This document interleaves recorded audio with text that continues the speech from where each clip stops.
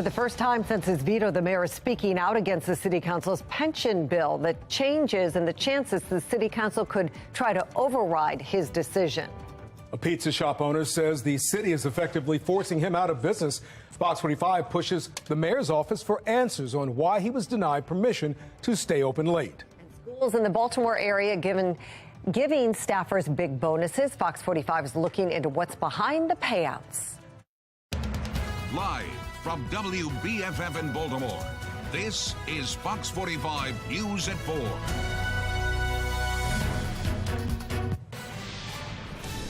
We are following breaking news tonight. Police are investigating a shooting in East Baltimore just before 1 this afternoon. A 26-year-old man who had been shot brought himself to the hospital.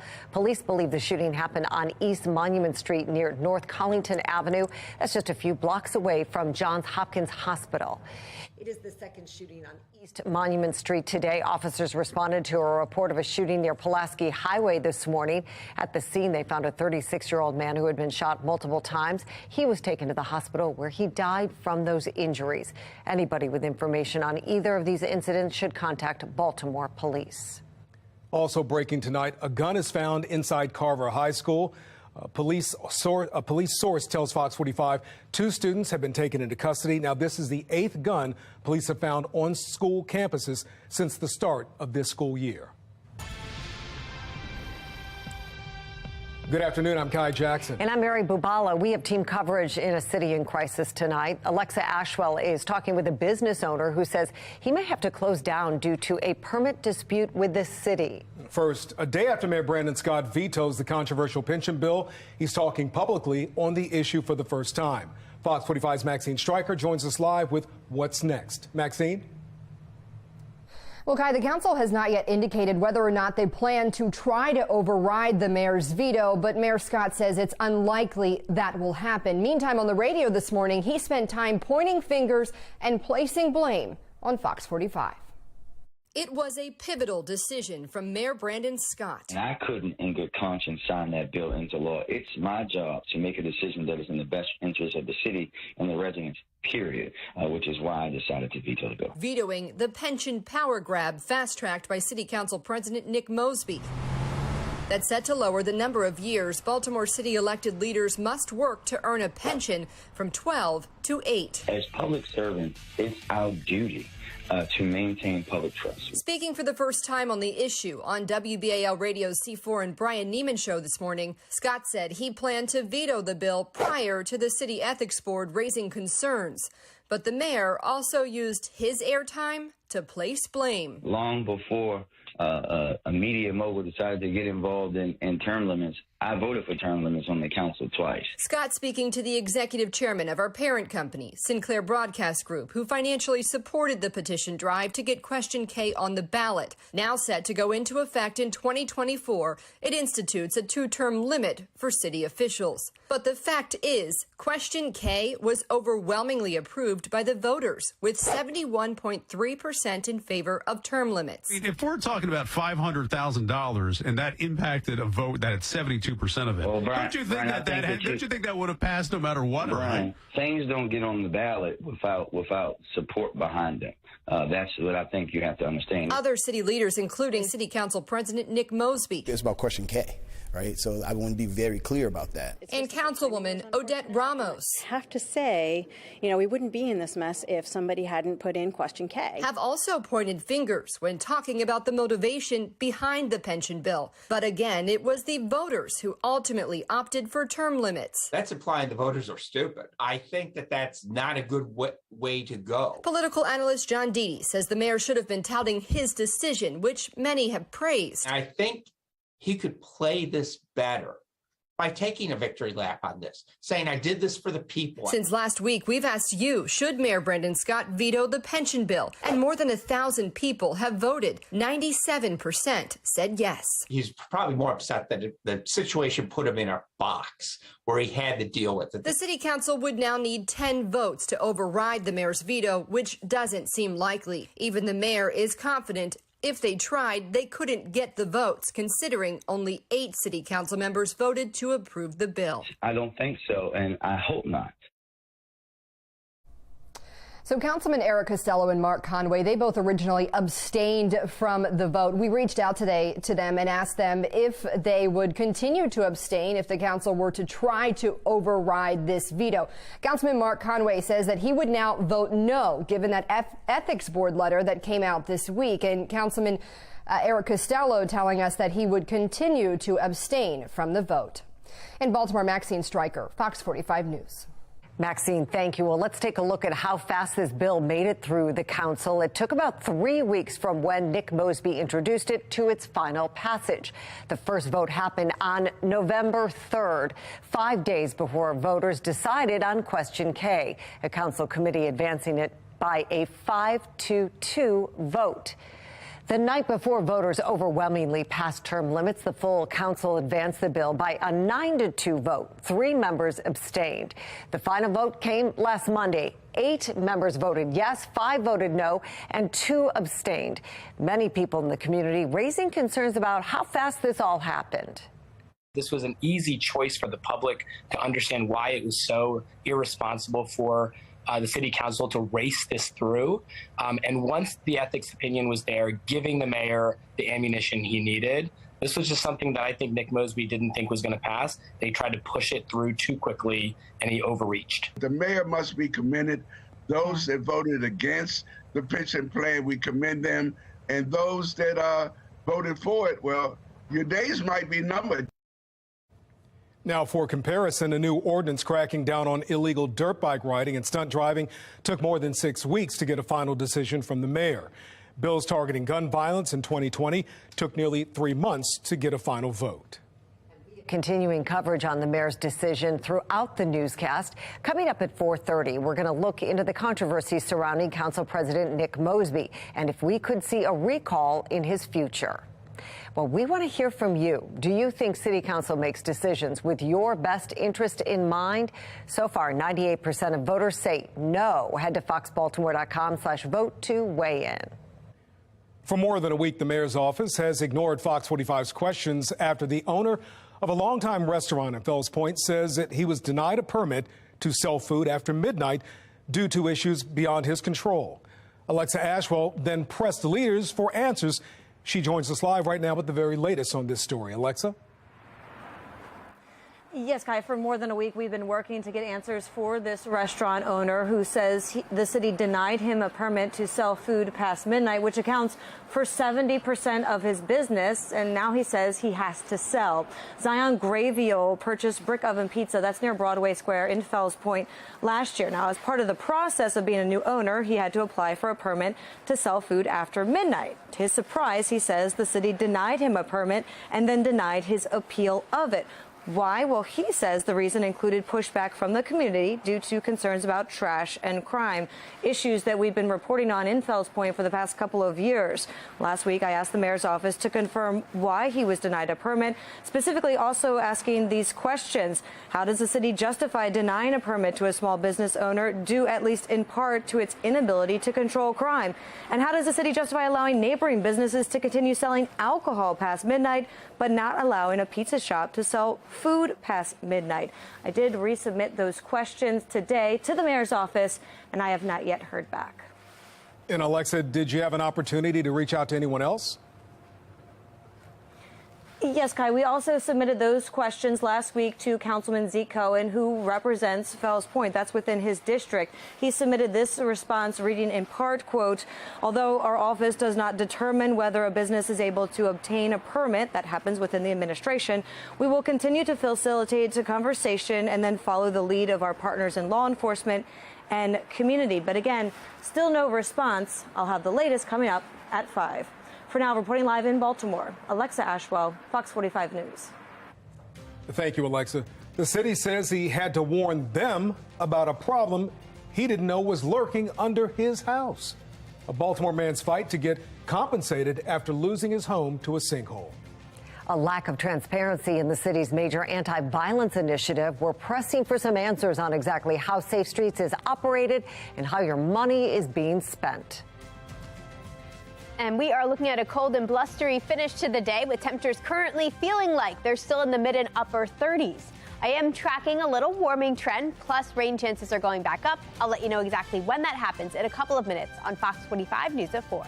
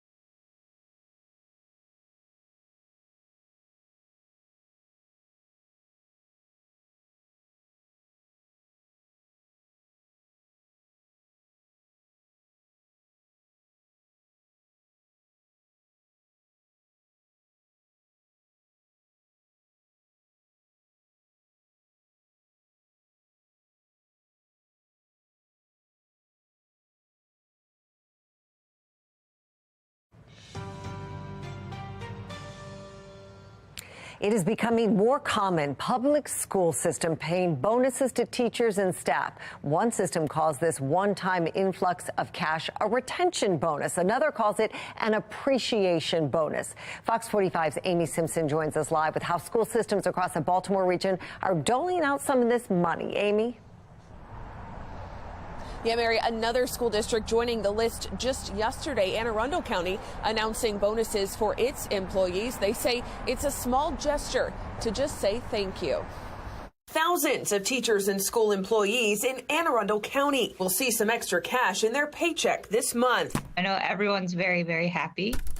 This week, Superintendent Dr. Mark Bedell announcing $1,000 appreciation bonuses. A release from the district says it's making good on a promise to show employees they're appreciated for the work they're doing under very difficult circumstances. Nicole Disney Bates, president of the Anne Arundel County Teachers Union, calls it a welcomed thank you as some continue to go above and beyond nearly 3 years after the pandemic first struck. These are ways to show our teachers and our support staff and our administrators appreciation, and that is something that we need to continue. The district says the $1,000 bonuses won't require any new spending, as the funds are available from savings accrued through vacant positions district-wide. And $1,000 during the holiday season will likely mean something different for each teacher, staff member, and administrator. It probably runs the gamut from some folks really just being able to pay their bills and pay for food, all the way up to people just spending it on things they really have wanted. But school employees in Anne Arundel County are not alone in anticipating a few extra bucks to say thank you. Carroll County Public Schools says its employees received a bonus last month and will see another bonus in April. And And in Baltimore County, employees at the top of their pay scale will see $2,500 bonuses this month, while retention bonuses of at least $1,000 will be paid to all BCPS employees in the spring. I think it's great for all teachers to receive that thank you bonus. And I think it's just a show of the disparity we have between the amount of people who are becoming teachers and the people who are leaving the profession for other opportunities, and that now we really have to be competitive with private markets and other jobs. Meanwhile, in Howard County, the school district says it does not have the one-time funds available for bonuses this year like it did last year. Meanwhile, the school district says it did increase its starting salary 12% this year, now up to $56,000. Reporting live tonight, Amy Simpson, Fox 45 News.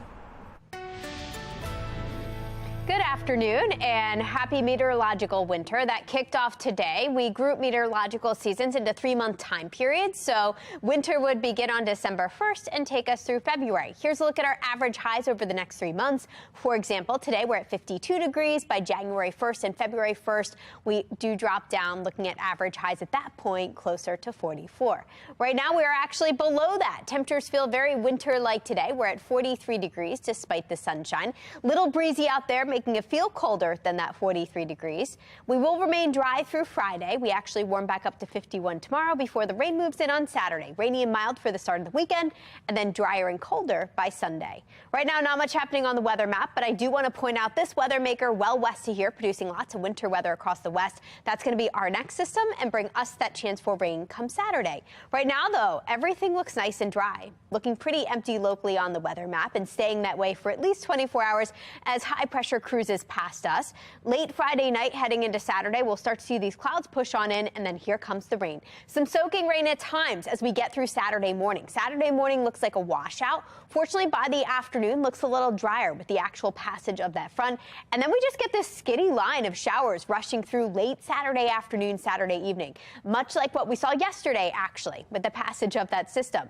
Behind that, we'll dry out Saturday night, and then we are staying drier through the end of the weekend. That means if you have any holiday things to do over the next couple of days, I'd say Saturday is the only day you've got to worry about rain with highs close to 60. Sunday looks drier, but it will turn much colder behind that front with highs dipping back into the mid-40s. And after that, temperatures will actually stay in the low 50s next week. Next week looks pretty unsettled. We are tracking another system moving in late Monday. That will linger Tuesday into Wednesday, producing showers both days. Looks like we are dry again by the end of next week, but staying colder with highs returning to the upper 40s. Mary? Amy, thank you. As violent crime continues, it's unclear how the city's violent prevention strategies are being implemented, continuing to push leaders for some answers on safe streets. A Fox 45 exclusive, a family of a man many people are calling a hero is speaking out. An update on the man who risked his life to save 2 people from a home explosion in Pigtown.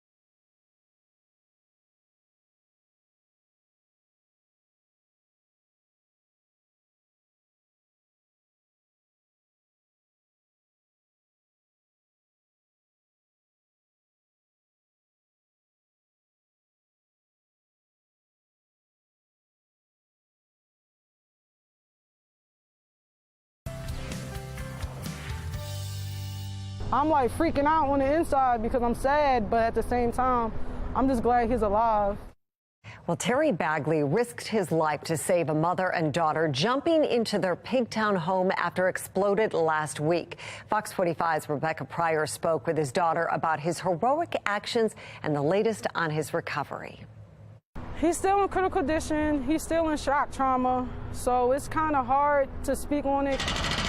In the face of raging fire, smoldering smoke, and blazing heat, 70-year-old Terry Bagley making a split-second life or death decision. Fire officials say the Marine veteran was walking along Bayard Street when a sudden blast blew this Baltimore row home to bits. That's when Bagley, not hesitating to follow the sounds of screams, helping pull a 16-year-old girl and 48-year-old woman to safety. For him to be that old and him to be courageous and brave, that shows that it's still good people in the world. But his bravery also leaving him badly injured. The ceiling collapsed on him. I believe he was face down. He has bruised ribs and he's in a cast from up here to down here on his legs. His daughter Icy, who's currently on deployment in South Korea, flying across the globe to be by his bedside, saying Bagley's heroic actions in the heat of the moment, nothing new for her father. It made me realize he stayed true to his military values because we talk about selfless service a lot. I really look up to him. He was one of my reasons why I joined the Army. And Icy arriving just in time for a major milestone in Bagley's recovery. Following 3 surgeries, Bagley's breathing tubes finally removed, allowing his family to breathe a sigh of relief as Bagley speaks for the first time in over a week. I saved 2 people. That's the first thing that came out his mouth, and I literally cried. The cause of the explosion remains under investigation, but we now know the 16-year-old Bagley helped save released from the hospital and the 48-year-old in stable condition. Difficult to believe when looking at a home reduced to rubble. My father is a good man, and he always, it's hard to talk about this. Just know that my father put other people before his needs. On his road to recovery, Bagley's family requesting just one thing in return. Just pray. Just pray and support. That's all I ask. This whole city is praying for him, and a GoFundMe page has also been set up to help pay for Bagley's medical expenses. If you'd like to donate, you can find that link in this story on foxbaltimore.com. A Baltimore man says his family is out of options after losing their home to a sinkhole. Why the city won't reimburse him for the damage? Could the city council's now vetoed pension plan backfire on Nick Mosby? Looking into the controversy surrounding the council president.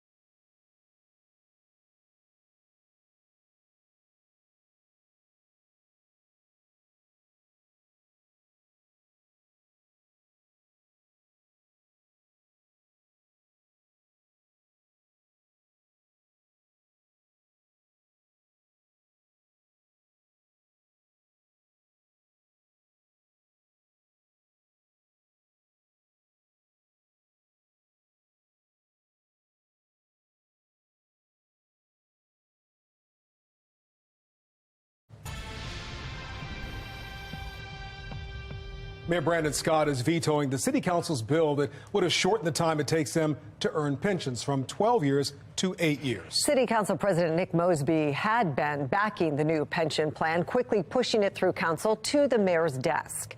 This is not the first time Nick Mosby's time in office has proved controversial. In fact, some say this may be just another problem on his resume. Fox 45's Maxine Stryker takes a closer look at what can be done to hold elected leaders accountable. Nick Mosby has served as Baltimore City Council president for nearly 2 years now, and some say his time in office has been tumultuous, so tumultuous that he shouldn't expect another term. Not long after Nick Mosby was sworn in as City Council president, he started making headlines after it was revealed a $45,000 tax lien against his home had gone unpaid. Mosby initially denied its existence before it was paid. No, Tom, there's no lien placed on my home right now. There was never a lien on my property. This is not a lien on the property. There was never a lien that was rendered on my property. There is no lien on my property. There's never been a lien on my property. It's not a lien on my property. I don't have a property lien. In April, another hiccup when Mosby led a chaotic city council meeting that broke the city's fire code after roughly 500 people crowded into City Hall to discuss reviving the Dollar Home program, many invited to the hearing by Mosby. I've been working in this field for 30 years. Mr. Moss. You're not from here, sir. You're not from here. You don't even know. Mr. You Moss, don't even know. And just last month, an aide to Nick Mosby pleaded guilty to a gun charge, yet still remains on his payroll. And in the latest transparency tribulation, Mosby was granted a delay in his case against the Ethics Board, claiming he was having trouble retaining counsel after they determined he had violated ethics rules when a legal defense fund was established in his name, and some contributions had come from city contractors. The fund was established to help defray mounting legal expenses he and his wife, outgoing Baltimore City State's Attorney Marilyn Mosby, were racking up, as she's set to go on trial for federal charges of perjury and mortgage fraud. And now the mayor vetoes the pension bill Mosby not only sponsored but fast-tracked that would reduce the number of years members of city council would need to serve before getting a pension. Their optics are ugly, but they don't care. It has many questioning Mosby's ability to lead. To me, it just shows priorities, and I think that's what it's showing to the citizens of Baltimore. Well, all I know is he's been in politics, and as far as I'm concerned, hasn't been real good at it. But what can city residents do to hold their elected leaders accountable? I think a lot of legislators probably right now on council see him as basically it's going to be one term and out, because there's so many problems there. According to the Baltimore City Charter, the mayor, city council president, and comptroller could be removed by a verified petition signed by at least 20% of the qualified voters in Baltimore City. Getting 20% of qualified voters in this city would be very difficult to obtain. They can also be removed by a 3/4 vote from city council, but political analyst John Deedy says that would be a tough sell. If anything, that pension bill showed he has 8 solid votes. Deedy says he doesn't think it's likely Nick Mosby will be city council president for another term. I think he would have a great deal of difficulty. I think at this point, council's just prepared to ride out the next 2 years of him. We reached out to Mosby's office asking if he still feels he has the trust of the people. We did not hear back. In Baltimore, Maxine Stryker, Fox 45 News. We'd like to hear from you. Do you think City Council President Mosby makes the best decisions with your best interests in mind? So far, 99% of those who voted say no. Head to foxbaltimore.com/vote to weigh in. The infrastructure is bad. The city is literally going down the drain. It has now been 5 months since several homes were destroyed and about a dozen people displaced. And although Baltimore's aging infrastructure caused that collapse, the city is now refusing to do anything to help the residents who lost everything. Fox 45's Rebecca Pryor shares one homeowner's frustrations and fears while pressing city leaders. Rebecca? Yeah, Mary, you can't help but feel for these residents once you learn their story. One day, they walk out of their homes, they find a sinkhole. The next day, there's no home for them to come back to at all. Now, we're live at that sinkhole tonight. I want to show you the scene here. Obviously, construction very much ongoing. Half the block, it's been torn down, and now no one is helping these residents pick up the pieces. First, insurance denied their claims. Then 4 months later, the city did the same. The refusal for reimbursement coming straight from the office of Mayor Brandon Scott. The city city's lawyer, writing, quote, before a local government is required to pay a citizen for a loss, the claimant must first show that the city had notice of the defect which caused the loss and a reasonable opportunity to correct the defect. Now, as you can imagine, residents that I've been speaking with, their big question here is, how are we supposed to notify the city when a sinkhole is virtually impossible to predict? Take a listen. How do I know that there's a pipe running underneath the properties? I don't know that. So if I had X-ray vision or see through the ground or could see the future, possibly, yeah, I could have let you know. But that's just unbelievable. To make matters worse, this resident, Quentin Bell, tells me he's still paying his mortgage on a home that no longer exists. And while all families affected, they plan to collectively appeal the city's decision in court. It's a lengthy and it's a pricey process that comes with little to no guarantees. Time Bell says he doesn't have to spare. For the past 5 months, his family has been staying with friends. Bell says if it wasn't for that, he'd be homeless. Now, coming up tonight at 5, I questioned the city on this and I asked them to defend their decision. Hear what they have to say later on. But for now, reporting live in Baltimore, Rebecca Pryor, Fox 45 News. The Frederick County Sheriff's deputies who shot and killed a suspect this week have been identified. Deputies Cassie Betcher, Travis Stelly, and Nathan McElroy fired their weapons yesterday morning, killing 23-year-old Aaron Mensah. All of them have been with the Frederick County Sheriff's Office for more than 2 years. The deputies were responding to a call from a woman saying her brother was attacking their parents. Deputies found 2 victims at the scene and located the suspect nearby. They say they tried to subdue him with a taser, but eventually shot and killed him. One of the people stabbed by the suspect has died from their injuries. The Maryland Attorney General's office will conduct an investigation into this shooting. Making headlines right now, the Senate passes a bill to avoid a nationwide railroad strike. In September, 4 of the 12 major rail unions rejected a deal that included pay raises and bonuses, causing concerns a strike would be imminent. President Biden pushed Congress to act and pass a bill to bind rail companies to that proposed settlement.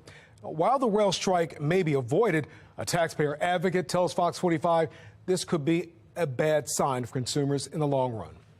This could cost consumers more in the future because if Congress says, okay, we're going to give you this huge pay raise, well, companies don't pay that. They put that onto the consumers, and that could be an increase in the price of goods. And it's politicized. Now we're politicizing these contracts. Well, the bill got bipartisan support in the Senate with 80 senators voting yes. The measure now goes to President Biden's desk for his signature. Also making headlines, the Supreme Court says the Biden administration program to cancel student loan debt will remain blocked for now, but the justices have agreed to take up the case in late winter. The court's decision to hear arguments now means it's likely to determine whether the widespread loan cancellations are legal by late June. Now, that's about 2 months before the newly extended pause on loan repayments is set to expire. About 26 million people had applied for student loan relief before the current court battles. Americans may finally be getting relief at the pump and the checkout counter as well. The latest on the country's battle with inflation. And meteorological winter starts today, but we have 20 days until the winter solstice. It's actually going to feel very wintry in the week ahead. I'll explain the reason why in just a couple of minutes on Fox 45 News at 4.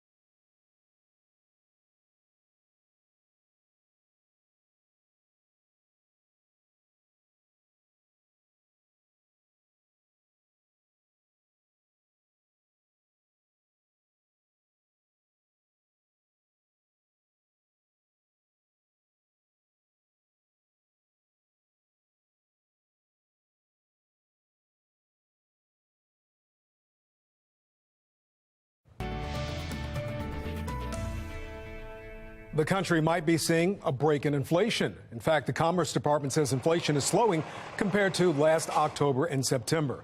Fed Chairman Jerome Powell says higher interest rates could start to slow inflation even more by December. Well, the cost of filling up is going down. According to AAA, the national average for a gallon of gas is $3.47 a gallon. That's down 12 cents a gallon from last week. It's also the first time the national average has fallen below $3.50 since February when Russia invaded Ukraine. And not even 5 o'clock, you can already see darkness settling in over Towson. Sunset's getting earlier and earlier as we head towards the winter season. And today is actually technically the start of meteorological winter. We kick that off on December 1st, and it kind of feels like it. Low 40s to begin. We've got a west-northwesterly wind at 11 miles an hour, and that's what gives us that wind chill. That's how cold it feels, feeling like it's only 37 this evening. Now, eventually, these winds will continue to calm as this area of high pressure builds overhead. That's going to take control briefly as it passes by tomorrow, helping keep us dry and helping keep us clear before our next weather maker gets here. Right now, I'm just tracking dropping temperatures tonight. Temperatures will fall, and by the time you step out the door tomorrow morning, we start off in the upper 20s, low 30s. That means right around freezing for everybody. But during the afternoon tomorrow, we'll enjoy another round of sunshine, and that should bring all these numbers up. I think this forecast model's actually running a little low. We should all manage to reach the low 50s tomorrow afternoon. And then here comes the clouds and our next rain chance. Next weather maker moves in Saturday. Saturday morning, actually. We'll start off with some steady rain in the morning, lingers through about midday. After that, we'll briefly dry things out, and then a very skinny line of showers will rush through during the late afternoon, and that's what's going to usher the colder air back in. Now, tonight's going to be a chilly one. Under clear skies, temperatures will be falling and nearing freezing, actually dropping below freezing overnight.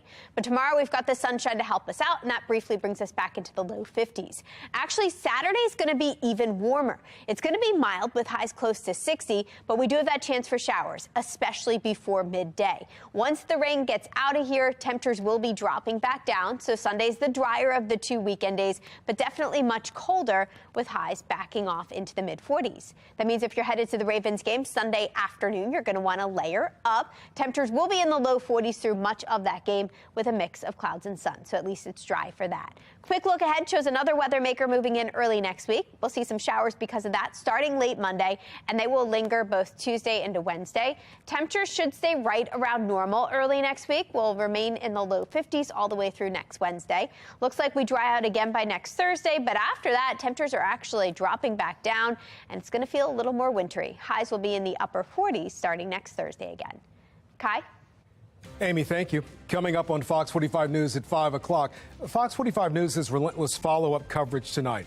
The office of the mayor is silent right now, more than a week after we questioned him about why the city has denied a permit for a longtime pizzeria in Fells Point. Also, the holidays can be a challenge for those battling addiction. We'll meet a man dedicating this holiday season to helping others stay sober.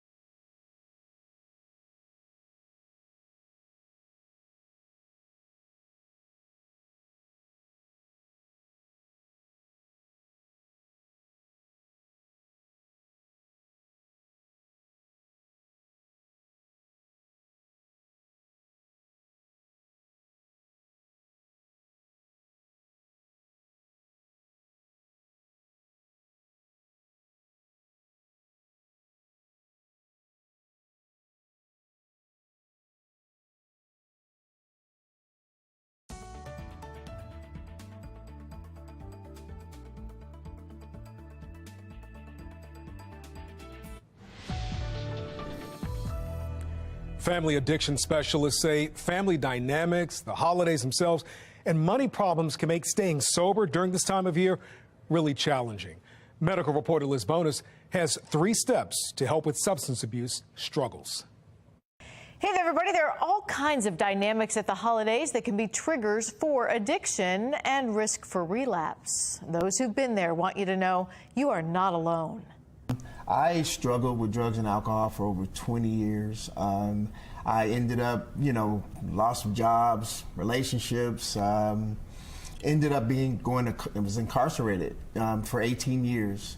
It was during that time, Dwayne Thomas said he chose a new path. I knew I had to change my life, I knew I was going to end up dead on the street or dead somewhere, in prisons. So now, along with Aaron Lane, he's a peer counselor to anyone who wants to get into rehab. Both suggest 3 strategies to stay sober this time of year, starting with declining holiday invitations to avoid triggers. You have to be your biggest advocate in those things. You can't expect your family to all get on board with what you're trying to do. The second is to make a plan. Know where you're going, have an exit strategy, understand that there are support groups, people like myself, people that, like Dwayne, thousands of people in this community that are going through this sober.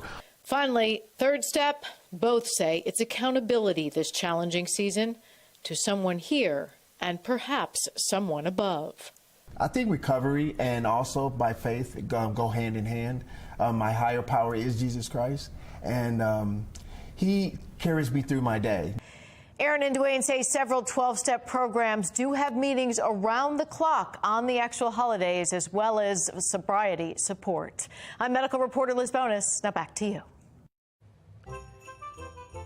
All right, folks, this happens every year, and it's an exciting time for our city. This is a live look at the Washington Monument on North Charles Street in Baltimore.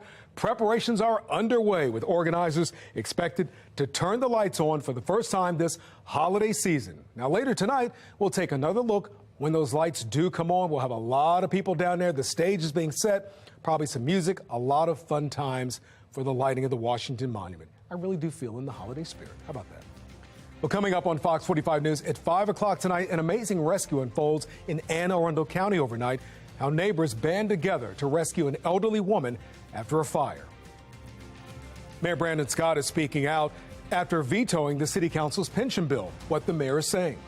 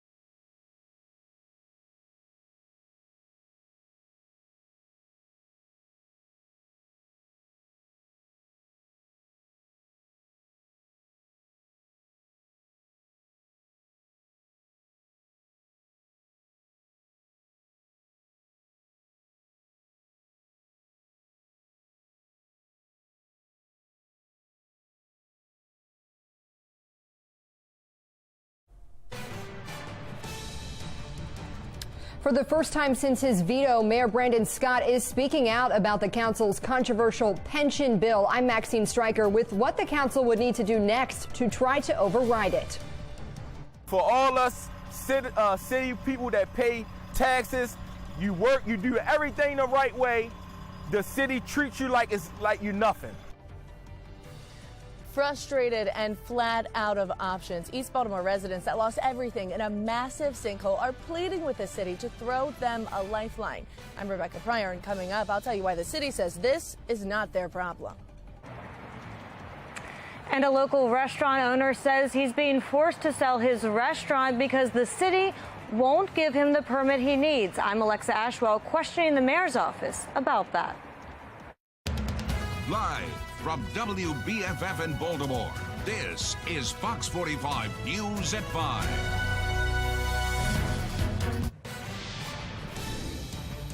Fox 45 News is on top of two breaking stories tonight. Good evening, I'm Kai Jackson. And I'm Mary Bubala. Baltimore police are investigating a shooting right now in East Baltimore. The scene is near McElderley Park, just blocks away from Johns Hopkins Hospital. Police say a 26-year-old man has been shot multiple times. He's currently at the hospital. No word on his condition nor any suspects at this hour. And this is the second shooting in East Baltimore today. Around 7 this morning, police say they found a 36-year-old man who had been shot multiple times. That man was taken to the hospital where he died. The crime scene is on Monument Street, just off Pulaski Highway. No details on a suspect or exactly what happened. The man is now the 309th person to be killed in Baltimore this year. At least 653 people have been shot and survived. Also breaking tonight, a gun is found inside a Baltimore City school. This is a picture of that gun. Police say it was found at Carver High School. And according to police sources, we're told 2 students have been taken into custody. This is the 8th gun police have found on city campuses since the start of the school year. And we're following 3 big stories tonight. Mayor Scott is speaking out a day after vetoing a pension bill from City Council. It's been 5 months since a sinkhole in East Baltimore destroyed homes and left people without a place to sleep.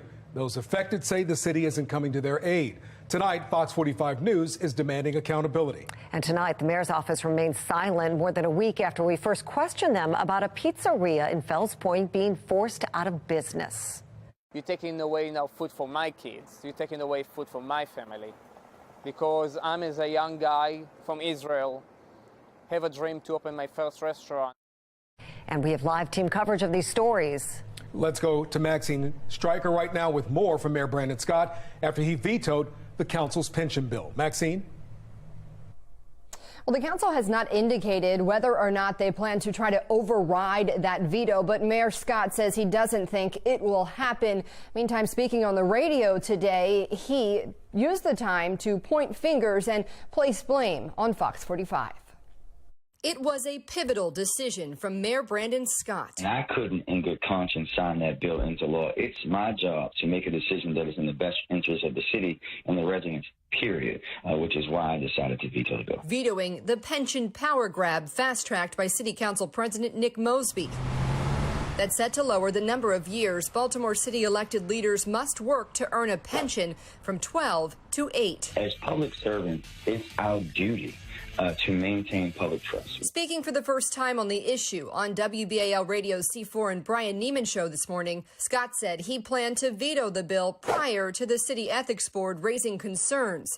But the mayor also used his airtime to place blame. Long before a media mogul decided to get involved in term limits, I voted for term limits on the council twice. Scott speaking to the executive chairman of our parent company, Sinclair Broadcast Group, who financially supported the petition drive to get Question K on the ballot. Now set to go into effect in 2024, it institutes a 2-term limit for city officials. But the fact is, Question K was overwhelmingly approved by the voters, with 71.3% 40% in favor of term limits. If we're talking about $500,000 and that impacted a vote that had 72% of it, well, Brian, don't you think that would have passed no matter what? Brian, right? Things don't get on the ballot without support behind them.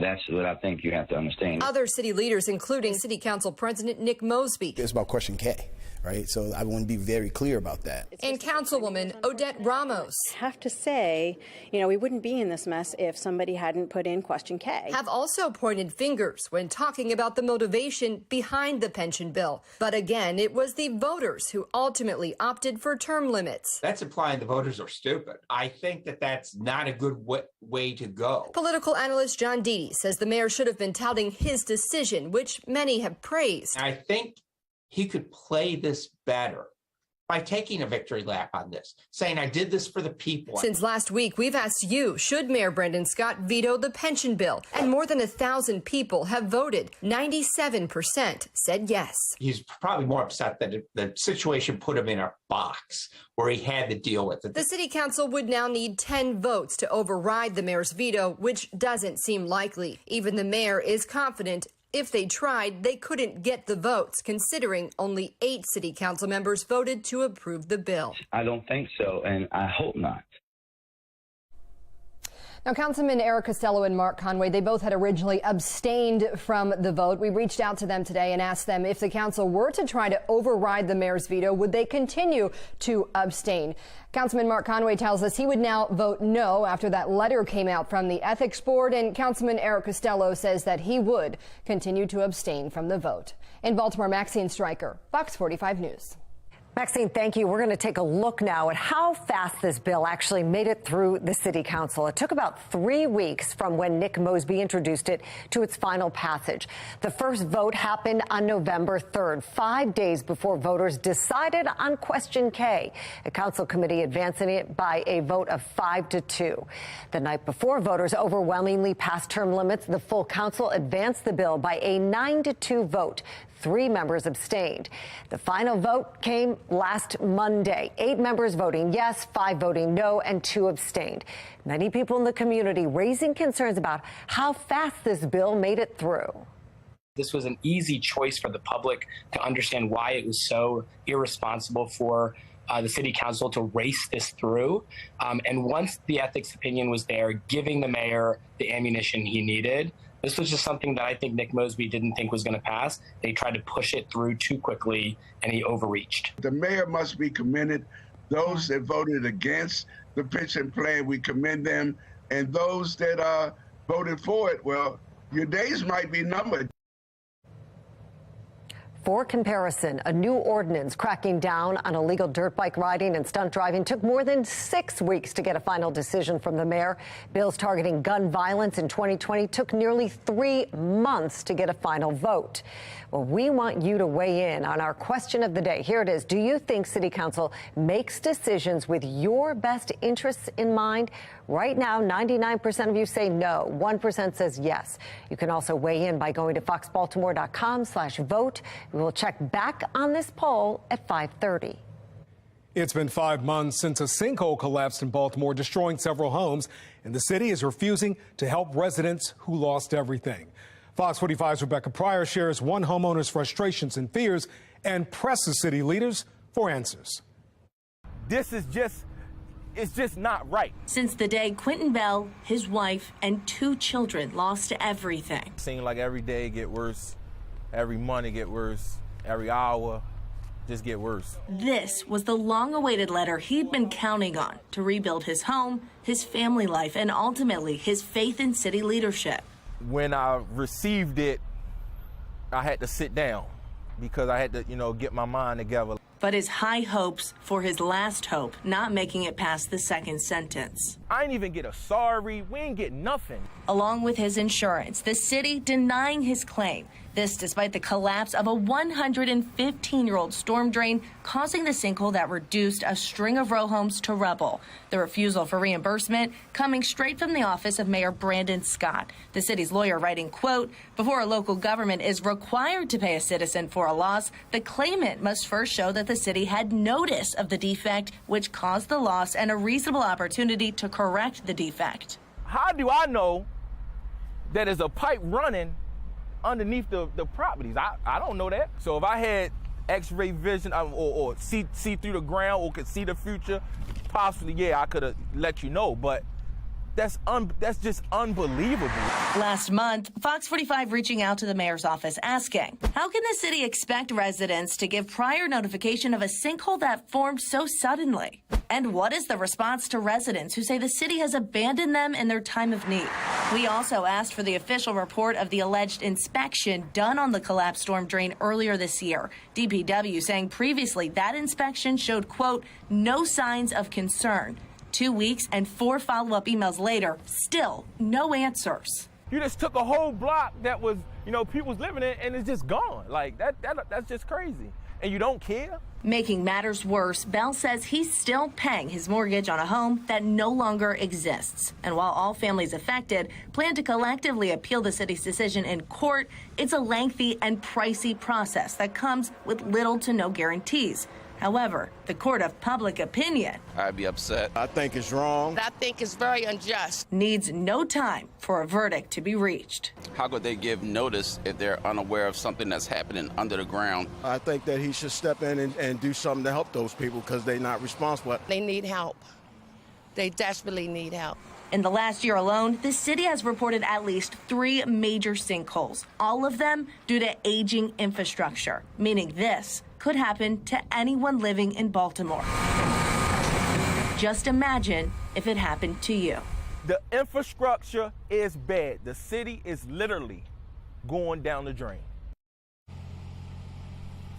And we're live outside the sinkhole tonight. As you can see, 5 months of cleanup and construction. The city is clearly nowhere near being done with this project. Now, back to Bell. His lawyer says that if this does go to court, it could be months, if not years, before they reach a decision or if they get any answers here. It's time that Bell says he does not have to spare. And since this happened to him, since he lost his home, he's been staying with friends, he's been staying with family, and if he didn't have that, he said he'd be homeless.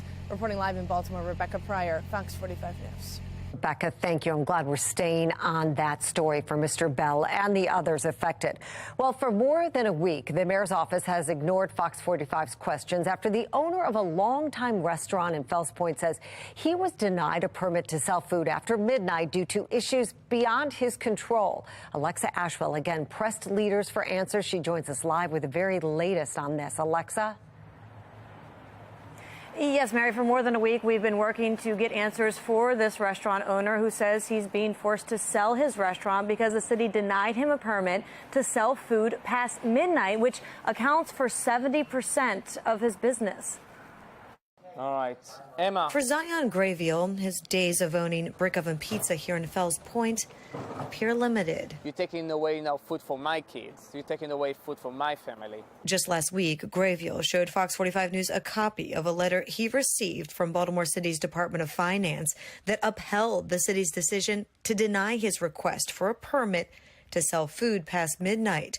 Roadblocks, he says, he never anticipated, as this pizzeria has been feeding the late-night crowds for years. 70% was the sale was after midnight, and then they took it away. Grayville says the city's reasons included pushback from the community due to concerns about trash and crime. They talk about crime. 2 issues the city has struggled to control here in Fells Point over the past couple of years. The violence and chaos at one point even leading to dozens of businesses to threaten to withhold tax revenue. Fox 45 News questioning the city on why he was denied a permit. Also specifically asking the mayor's office and Councilman Zeke Cohen, who represents Fells Point, how does the city justify denying a permit to a small business owner due at least in part to its inability to control crime?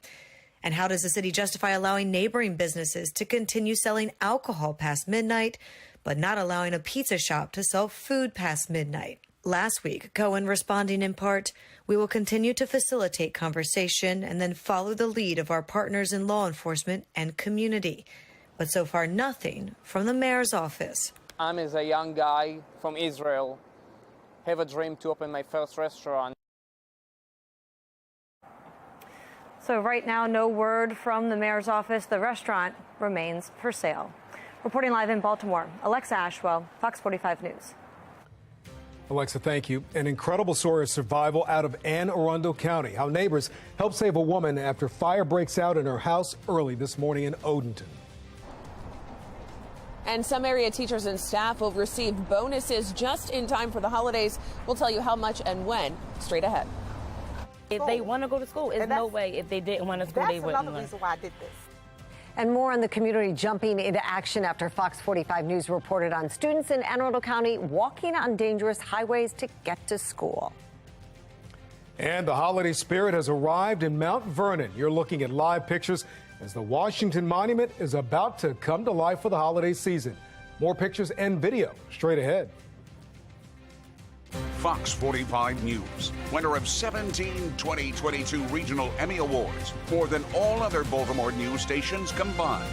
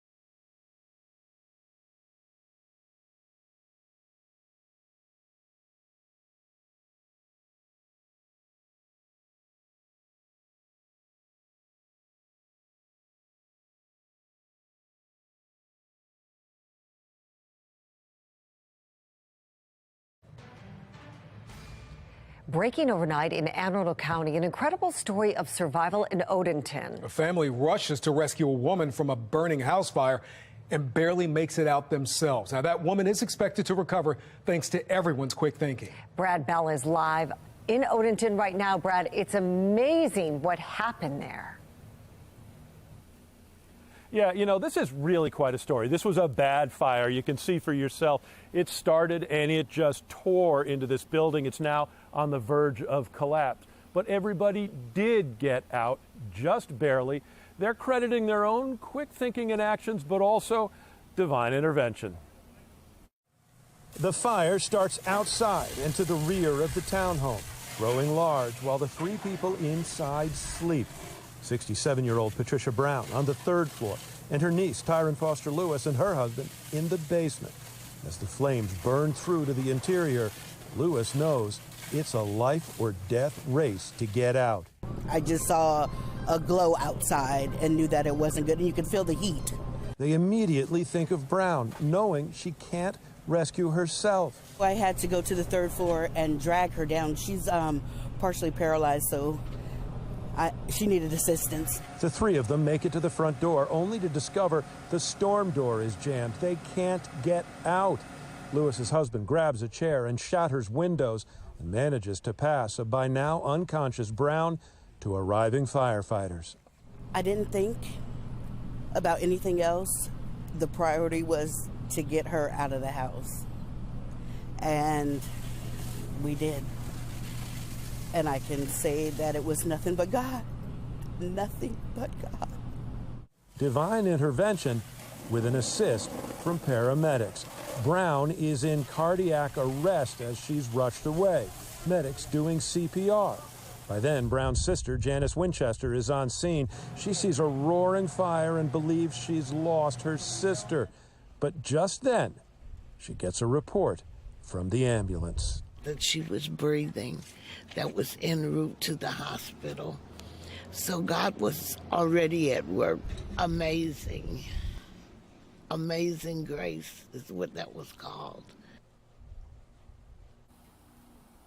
The family so relieved, and at last check, we are told that though Ms. Brown is still hospitalized, she is expected to recover and incredibly had no burns. She did go into cardiac arrest and had smoke inhalation issues, but again, no burns. What caused this fire? Officially, Anne Arundel County Fire Department says it's under investigation. It's not considered suspicious. The family telling us they believe it's their own fault and that it was started by a discarded cigarette. In Odenton, Brad Bell, Fox 45 News. Brad, thank you. Well, it is becoming more common. Public school districts and school systems paying bonuses to teachers and their staff. Now, one system is calling its one-time influx of cash a retention bonus, while another calls it an appreciation bonus. Fox 45's Amy Simpson joins us live with how school systems across our region are doling out the money. Amy? Yeah, Mary Kai, another district announcing a $1,000 bonus for its employees just yesterday. Anne Arundel County Public Schools joining the list. They call this a small gesture just to say thank you. And these permanent AACPS employees will see the bonus this month, just in time for the holiday season. The district said that the bonuses will not require any new spending, as the funds are available from savings they accrued by vacant positions across the district. A release from AACPS says it's, quote, making good on a promise to show its employees they are appreciated for the work they're doing under very difficult circumstances.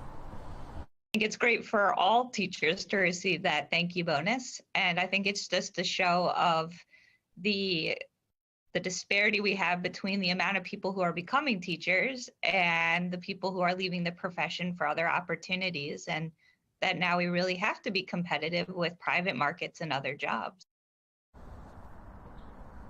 Yeah, but it's not just Anne Arundel County Public Schools. In Carroll County, the school district today telling me its employees received a bonus last month, and they'll see another bonus in April.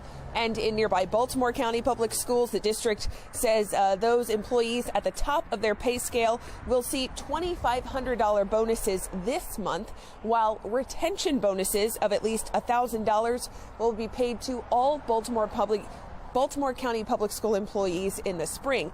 Meanwhile, at Howard County Public Schools, the district tells me it does not have the one-time funding to pay bonuses this year like it did last year, but the district tells me it did raise its starting teacher salary by 12% this year, now up to $56,000. Reporting live tonight, Amy Simpson, Fox 45 News. Thank you, Amy. Hear that holiday music. A holiday tradition, folks, has arrived in Baltimore. You're looking at live pictures from Mount Vernon right now, where the Washington Monument is about to start glowing for the holidays. Mary, are you excited? I am always excited for this. This really does kick off the holiday season. And guess what? It's December 1st, right? The lights are expected to be turned on at 8 o'clock tonight. The community, of course, invited there tonight as we welcome the holiday season. Always food vendors, performers. It's just a festive night. Absolutely. Amy, you know what? Marion, I think you should have the honor of flipping the switch. I wish they'd let does that, right? I want to know who does that. Yeah, that would be such an honor. Weather feels festive for it. It is December 1st. Kind of feels like it this evening. If you are headed out to that, temperatures will be falling leading up to 8 o'clock when that big lighting happens. Temperatures will be falling from the 40s into the mid-30s at that point. So I would certainly bundle up, break out all the winter accessories for whatever you're doing this evening. Inner Harbor already lit up. Doesn't that look pretty tonight? We've got clear skies overhead, a little bit of a chill. We're hanging out at 40 degrees right now. Tomorrow's going to be a little more comfortable with highs back in the low 50s, also not quite as windy, turning rainy and mild by Saturday and then drier and colder again by the end of the weekend on Sunday. Right now, we're just tracking high pressure that's building in from the west, passing on by tomorrow, helping keep us dry before our next weather maker arrives late Friday into Saturday.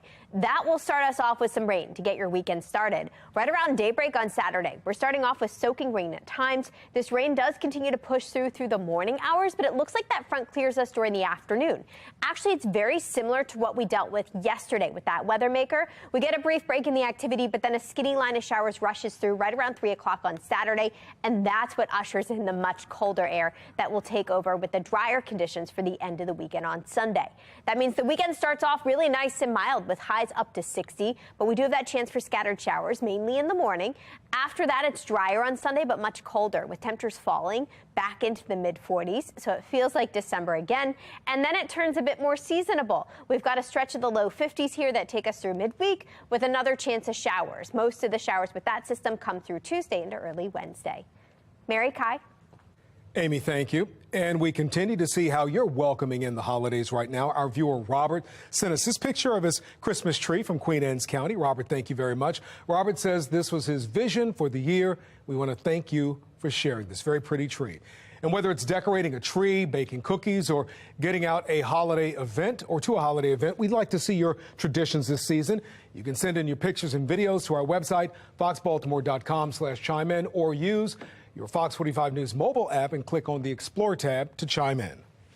President Biden's loan forgiveness program being challenged in court. The news coming out of the U.S. Supreme Court tonight. Plus, why the Department of Homeland Security says our nation is in a heightened threat environment.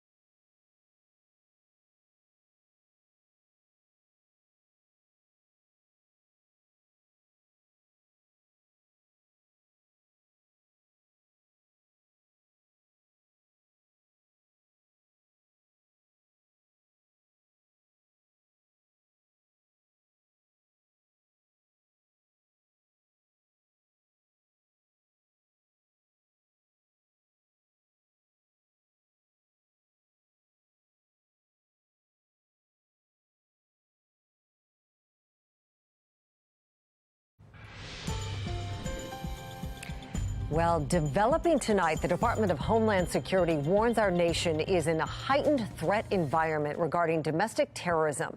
Officials say targets of potential violence include anything from general public gatherings to faith-based institutions to the LGBTQ community.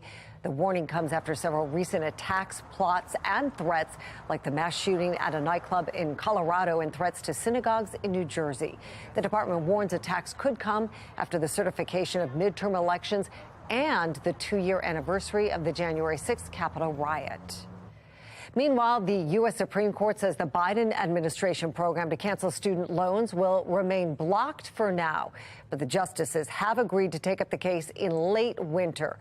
The court's decision to hear arguments now means it is likely to determine whether the widespread loan cancellations are legal by late June. That's about 2 months before the newly extended pause on loan repayments is set to expire. About 26 million people had applied for student loan relief before the recent court battles. Well, coming up, another bill introduced by City Council President Nick Mosby turned some heads around the city. Fox 45 News is looking into the controversy surrounding the council president and if we could see a recall in his future. Anne Arundel County dealing with a bus driver shortage, leaving some kids with no option than to embark on a dangerous trek to school. Hear from the woman taking action. And a lack of transparency in the city's major anti-violence initiative. We're pressing for some answers on exactly how Safe Streets is operated and how your money is being spent. And our question of the day, it is live right now. Do you think the Baltimore City Council makes decisions with your best interest in mind? You can weigh in by going to foxbaltimore.com/vote. We will reveal the latest results coming up after the break.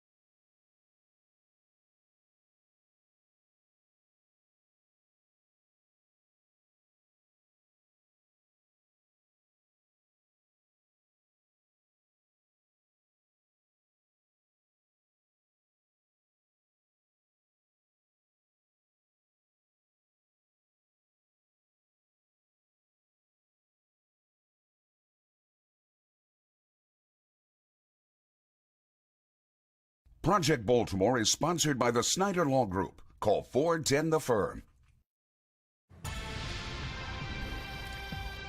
As we've been reporting, Mayor Brandon Scott has vetoed the city council's bill that would have shortened the time it takes them to earn a pension from 12 years to 8. City Council President Nick Mosby had been backing the plan, quickly pushing it to the mayor's desk. And this isn't the first time Mr. Mosby's time in office has proved controversial. Fox 45's Maxine Stryker takes a closer look at what can be done to hold elected leaders accountable. Nick Mosby has served as Baltimore City Council president for nearly 2 years now, and some say his time in office has been tumultuous. So tumultuous that he shouldn't expect another term. Not long after Nick Mosby was sworn in as City Council president, he started making headlines after it was revealed a $45,000 tax lien against his home had gone unpaid. Mosby initially denied its existence before it was paid. No, Tom, there's no lien placed on my home right now. There was never a lien on my property. This is not a lien on the property. There was never a lien that was rendered on my property. There is no lien on my property. There's never been a lien on my property. It's not a lien on my property. I don't have a property lien. In April, another hiccup when Mosby led a chaotic city council meeting that broke the city's fire code after roughly 500 people crowded into City Hall to discuss reviving the Dollar Home program. Many invited to the hearing by Mosby. I've been working in this field for 30 years. Mr. Moss. You're not from here, sir. You're not from here. You don't even know. Mr. You Moss, don't even please. know. And just last month, an aide to Nick Mosby pleaded guilty to a gun charge, yet still remains on his payroll. And in the latest transparency tribulation, Mosby was granted a delay in his case against the Ethics Board, claiming he was having trouble retaining counsel after they determined he had violated ethics rules when a legal defense fund was established in his name, and some contributions had come from city contractors. The fund was established to help defray mounting legal expenses he and his wife, outgoing Baltimore City State's Attorney Marilyn Mosby, were racking up as she's set to go on trial for federal charges of perjury and mortgage fraud. And now the mayor vetoes the pension bill Mosby not only sponsored but fast-tracked that would reduce the number of years members of city council would need to serve before getting a pension. The optics are ugly, but they don't care. It has many questioning Mosby's ability to lead. To me, it just shows priorities, and I think that's what it's showing to the citizens of Baltimore. Well, all I know is he's been in politics, and as far as I'm concerned, hasn't been real good at it. But what can city residents do to hold their elected leaders accountable? I think a lot of legislators probably right now on council see him as basically it's going to be one term and out, because there's so many problems there. According to the Baltimore City Charter, the mayor, city council president, and comptroller could be removed by a verified petition signed by at least 20% of the qualified voters in Baltimore City. Getting 20% of qualified voters in this city would be very difficult to obtain. They can also be removed by a 3/4 vote from city council, but political analyst John Deedy says that would be a tough sell. If anything, that pension bill showed he has 8 solid votes. Deedy says he doesn't think it's likely Nick Mosby will be city council president for another term. I think he would have a great deal of difficulty. I think at this point, council's just prepared to ride out the next 2 years of him. We reached out to Mosby's office asking if he still feels he has the trust of the people. We did not hear back. In Baltimore, Maxine Stryker, Fox 45 News. And political commentator Eurypsy Morgan is live in our studio right now to talk about the fallout of this pension move. Thank you so much for coming in tonight. Of course. Thank you so much for having me. What do you think the message is to voters who are watching this all play out over the last couple of weeks?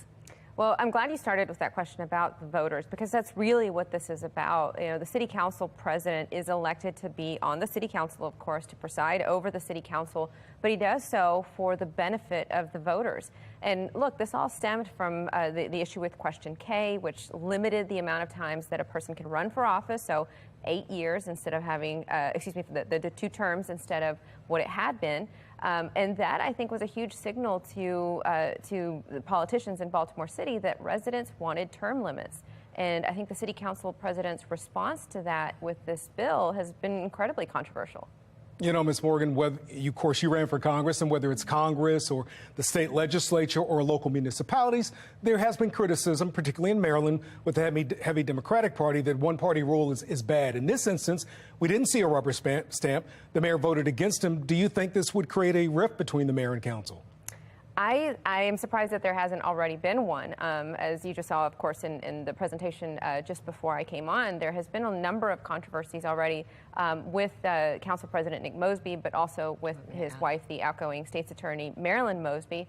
But I think that this is a good thing for us to see, right? And that is that you do have disagreements even within a particular party. I'm glad that the mayor took the step to veto this piece of legislation, because there was a clear conflict of interest, not just among the politicians, but in reality, as I said, this is a position that was elected by the voters to serve the people of Baltimore. And if that is not the #1 focus of every single piece of his legislation, then he shouldn't be there.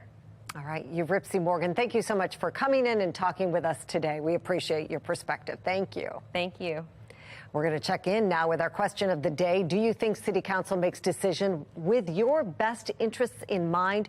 So far, 138 people have voted. 99% of those people say no. 1% says yes. You can also weigh in by going to foxbaltimore.com/vote. Tonight, as questions swirl surrounding City Hall, getting details about the city's crime-fighting strategies continues to be a struggle. Fox 45's Mackenzie Frost shows us how Safe Streets remains a program without transparency. We've been investigating Safe Streets for over a year and using this whiteboard to keep you updated along the way. The program utilizes your tax dollars, and we know there are 10 different locations all over Baltimore. The city, we know, is changing the management of this program, which comes after our relentless coverage of this community violence intervention program. We continue to seek transparency from inside City Hall, demanding answers from the leaders about how they're using your tax dollars.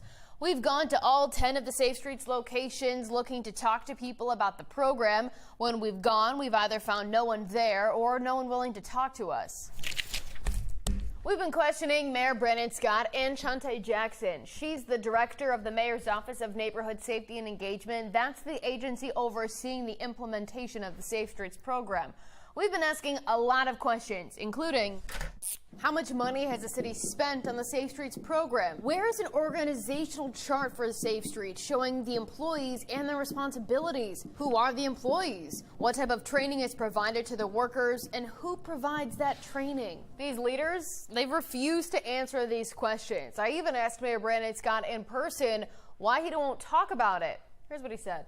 Why won't your administration let us see Safe Streets? I just have one follow-up question, though. Is your administration hiding something when it comes to this program? We're not hiding Safe Streets money because the contracts are all put out in the public. You can keep making it up in your head and saying it all over and over again, but they're publicly funded dollars. They're in the city budget. The contracts go through the Board of Estimates. If we have to give you guys a civics lesson every week, we might have to send you guys to Johns Hopkins University. Thank you. Because we're getting stonewalled by these leaders, now we're looking to Bill Henry. He's the comptroller and oversees the city's finances. He also sits on the Board of Estimates. The BOE is the one that approves contracts with the city and other organizations. So we're trying to get our hands on copies of the contracts the city has with the community-based organizations. Those CBOs, they're the ones that are operating the 10 different Safe Streets locations in the city. September 30th, that's when we asked Comptroller Henry's office for those contracts. Here's what's happened since then. On October 7th, Henry's spokesperson told us those contracts are being pulled and that there were between 10 and 25 different contracts. They said the law department would review them before we could get them. Henry's office told us those contracts would be available by the end of the following week, or October 14th, but so far we haven't gotten anything. Now the law department is telling us our public records request is going to take even more time to complete. So now, again, waiting on the city to give us information about how your tax dollars are being utilized. We're getting stonewalled by leaders, including Shante Jackson, who refuses to sit down with us for an interview to talk about the Safe Streets program. City Council had an oversight hearing to try and get more information about the management change for Safe Streets, but the hearing ended with few details provided. As long as your tax dollars are being spent on this program, we will continue to demand accountability and transparency from the leaders in charge. At the Accountability Desk, Mackenzie Frost, Fox 45 News. Well, students in one Anne Arundel County community finally have a bus to take them to and from school. It comes less than a week after FOX45 exposed how middle school students were traveling more than 4 miles on their own just to get to school. But as Project Baltimore's Chris Papps explains, that bus is not coming from the Anne Arundel County school system. Unique Wiggins. I don't got a face mask on, but can I hug you, please? Because I appreciate you so much. Thank you. Can't say it enough. This mom is thankful. So I appreciate you, and I thank God for you. And I just know that, like, your blessings are going to come. So I appreciate you. Thank you, thank you, thank you. On Monday, for the first time this school year, Wiggins' son, Zion, finally got a reliable ride to school. But it's not from Anne Arundel County schools. It's being provided by Tanya Briggs. When I saw them babies walking, I was like, oh my God. I was like, they're really walking like where there's no sidewalk. Briggs, who owns a small transportation company, was watching last week as Project Baltimore interviewed Wiggins about her son and other students who live in Mead Village. Since the start of this school year, these middle school students have not had a consistent school bus, forcing them to travel nearly 4.5 miles to MacArthur Middle School on their own. A trip that includes walking nearly 1.5 miles along this highway with no sidewalks. And for these kids to walk, they showing that they want to learn. They want to go to school. There's no way if they didn't want to school, they wouldn't learn. That's another reason why I did this. After seeing the story, Briggs looked Wiggins up online and contacted her. That was on Wednesday, the day before Thanksgiving. Over the holiday, Briggs was in contact with other families and offered to bus the students from Mead Village to school and back every day for free. For these baby safeties, it has no cost. If I can do this every single day to assure their safety, I'm okay with it. And to make sure that these babies get to school. On Monday, Briggs transported 8 students, including Zion, to and from school. She expects more as word spreads, and she says she'll continue to transport the students until a county bus is available. Briggs was able to do in a few days what Anne Arundel County Schools has not been able to do in 3 months: provide regular bus service to this low-income community. It doesn't matter where you live.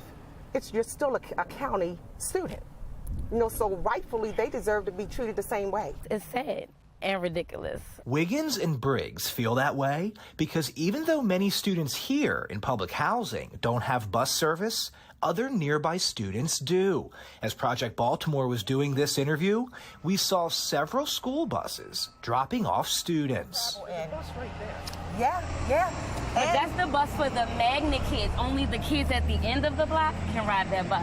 Dr. Tobin. Aye. Motion passes 8-0. On November 16th, 5 days after Project Baltimore first wrote Anne Arundel County Schools concerning these students, the school board passed an emergency contract to hire vans to transport about 2,600 special needs students to and from school, which will free up buses for communities like Mead Village. 2 weeks later, Wiggins still has not heard anything from the county about when her son will get a bus. In July, Anne Arundel County Schools did get a new superintendent, Dr. Mark Bedell.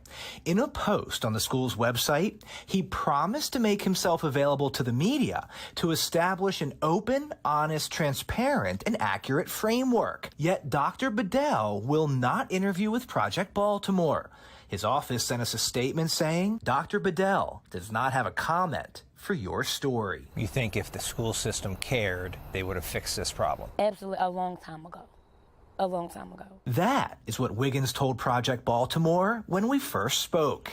Now, after seeing how quickly Briggs was able to provide transportation for these students, this mom is even more certain. They absolutely don't care. And until they show me that they do care, that's going to be my absolute response. I've been emailing Anne Arundel County since the beginning of September, and I've got no results. And that's absolutely unacceptable. I'm Chris Papst, and this is Project Baltimore.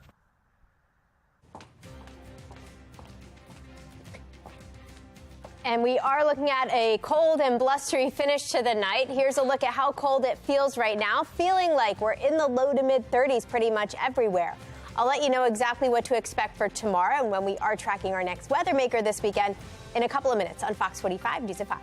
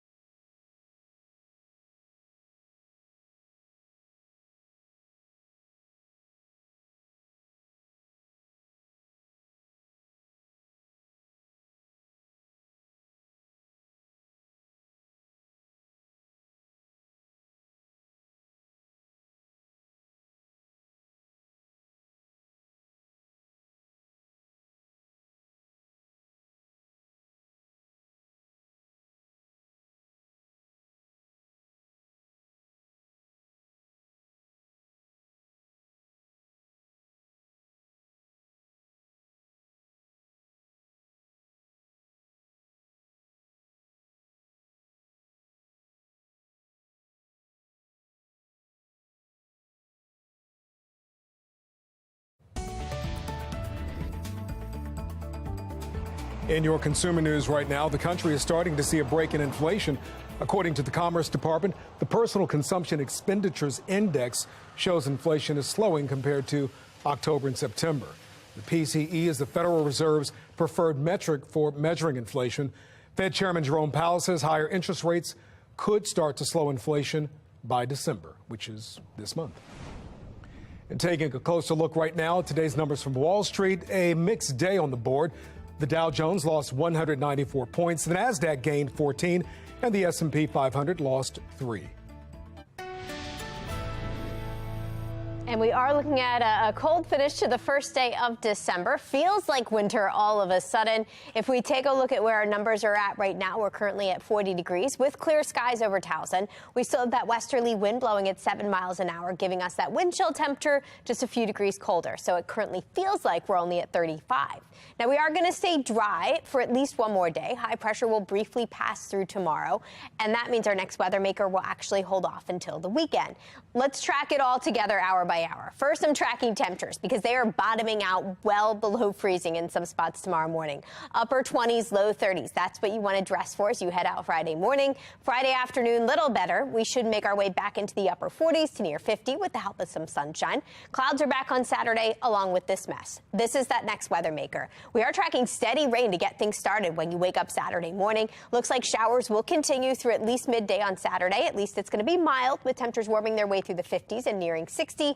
before the passage of that cold front Saturday afternoon. So this means if you want to hang the holiday lights this weekend, I'd say go for it tomorrow. We've got lots of sunshine helping us out. Saturday, maybe hold off, do some indoor decorating because it's going to be rainy and mild. On Sunday, it's going to be chilly, but at least it's going to be dry. And if you do hang up your holiday lights, we want to see your pics. Send them to us at foxbaltimore.com/chime-in.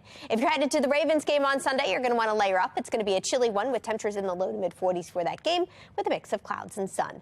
Looking ahead at our full 7-day forecast shows that we are starting the weekend off a little wet, but we end on a drier note. And then we've got another weather maker coming our way early next week. We'll see some showers from that starting late Monday, and then they will stick around Tuesday into early Wednesday with temperatures actually near normal and in the low 50s.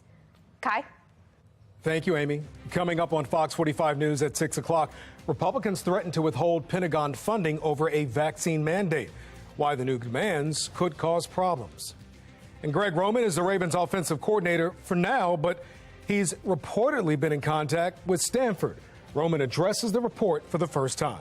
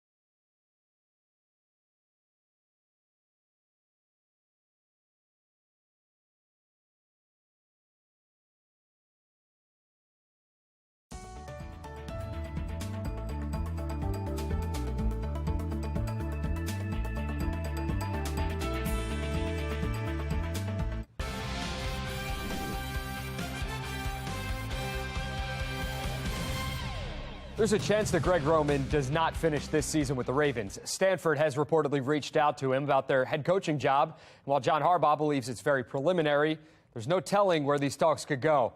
Roman has ties to Stanford, being the team's tight ends and offensive tackles coach in 2009 and 2010.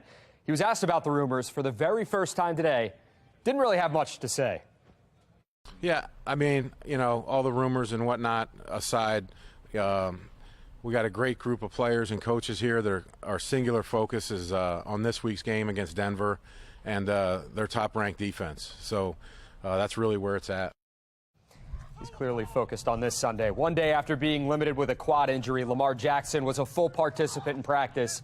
Jackson and the Ravens play host to Denver Sunday at 1 p.m. So former St. Francis Academy football standout Blake Corum was having a year to remember. I'm talking a big-time year. The Michigan running back, he's been so good. He was even in conversation for the Heisman, but his 2022 campaign has been cut short. Corum will reportedly undergo surgery on his knee, putting an end to his season. The junior had been a monster for the Wolverines this year, rushing for more than 1,400 yards and 18 touchdowns. Wishing Blake a very speedy recovery. Coming up tonight, a top 25 showdown on the women's end as Maryland takes on undefeated Notre Dame. That and more when Sports Unlimited returns. Thank you, Rocco. Coming up on Fox 45 News at 6 o'clock, families affected by a Baltimore sinkhole expected to file a lawsuit against the city. The response from the mayor's office that set off one homeowner. And new tonight, the UN opens a formal investigation into Iran. Why events following a recent World Cup match are tightening the tension.